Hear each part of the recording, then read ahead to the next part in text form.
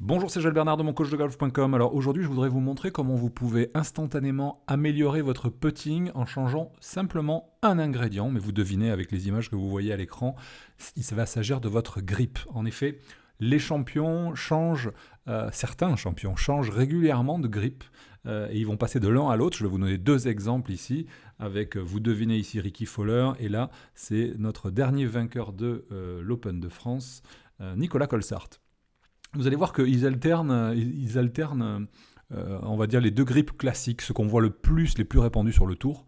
Et, euh, et en réalité, c'est quelque chose que je vous encourage à faire, pas systématiquement, mais essayez de voir l'impact que ça a sur vous lorsque vous changez.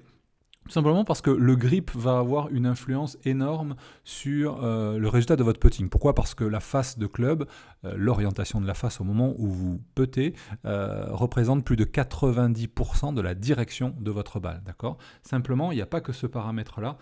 On va dire que c'est un paramètre hyper important, bien évidemment, 90% c'est juste énorme. Mais au-delà de ça, il y a aussi la capacité à doser. Et justement, je voudrais vous montrer que ces joueurs-là, je vais commencer par Nicolas Colsaert. Hop.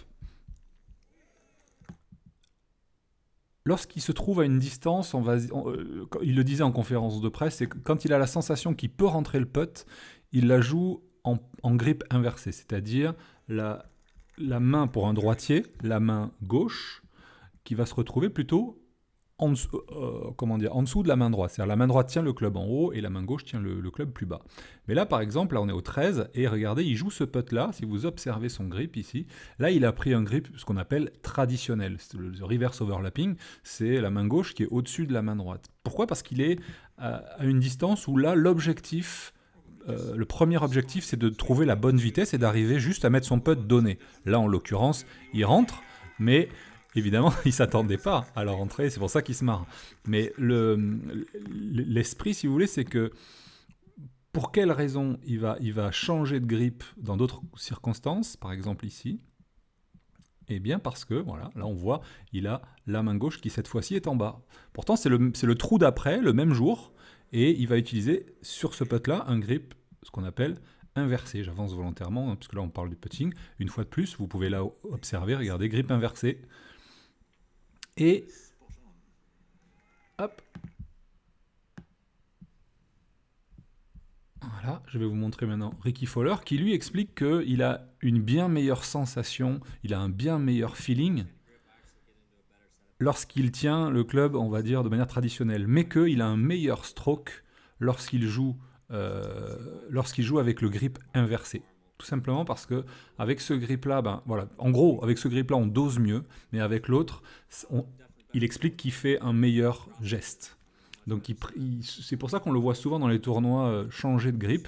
Et moi, j'avoue que je fais la même chose, je change assez souvent. Je passe souvent de l'un à l'autre. Il explique que lorsque il tient le club comme ça en inversé, ça repositionne son avant-bras droit dans le bon alignement. D'accord ? L'autre avantage, c'est que ça met les épaules, lorsqu'on est en grip inversé, beaucoup plus sur une position parallèle. Donc si vous êtes quelqu'un qui a un style associé, d'accord, plutôt que dissocier, vous allez préférer souvent avoir ce... Vous voyez par exemple, si là on remonte, là le niveau des épaules, si je prends le milieu de l'épaule là, le milieu de l'épaule là, n'est plus parallèle. Donc ça va jouer, quelqu'un qui va être dissocié va préférer avoir les épaules avec une épaule gauche plus haute que la droite, et quelqu'un qui est associé va en général préférer avoir une main, voilà, une main gauche plus basse, comme ça, regardez, ça met les épaules au même niveau. Voilà.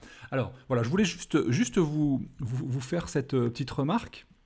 N'hésitez pas à tester, surtout en ce moment, on est enfermé, hein, en plein confinement. Vous avez peut-être un tapis. D'ailleurs, tiens, au passage, si vous n'avez pas de tapis, je vous recommande les tapis Wellputt. Je vous ai mis un code qui vous donne 10% de réduction sur un tapis Wellputt. Il suffit de cliquer sur le lien que je vous ai mis dans la description.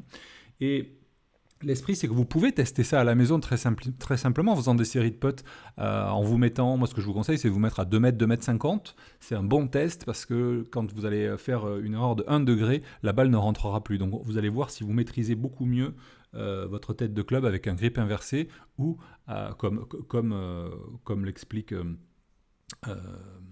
Rickie Fowler et comme l'utilise également Nicolas Colsart lorsqu'il considère qu'il est dans une position où il est capable de rentrer le putt. Vous voyez, par exemple, là, sur un putt court, il est en grip inversé. Voilà, et pour les abonnés à Home Coaching Live, ce soir, justement, je vais vous proposer, on va travailler ces deux grips-là, grip classique, le reverse overlapping, je vous ai expliqué en quoi il consiste exactement. Ensuite, on va voir le grip inversé, que ces deux joueurs-là utilisent régulièrement, que j'utilise aussi régulièrement.